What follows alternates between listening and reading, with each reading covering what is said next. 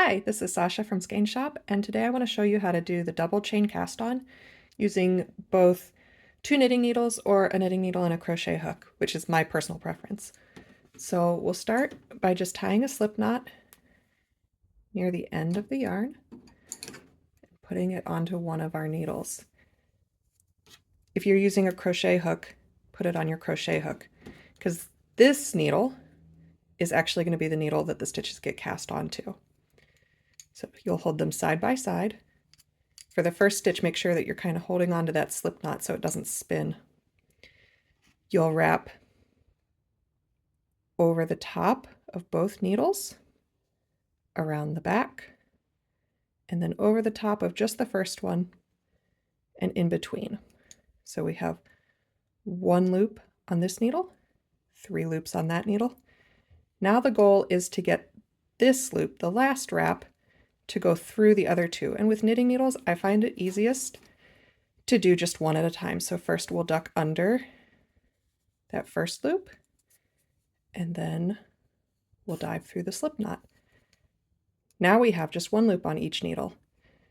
This loop is going to take the place of the slip knot in the next stitch. So you'll wrap over both, around the back, over just 1, go in between. Again, we've got 3, and this will become our new stitch. So go through 1, go through 2. I'm going to do 1 more like that, and then I'm going to switch to a crochet hook. So over, around, over just the 1, and then we'll go through 1 and 2. So let me switch this out.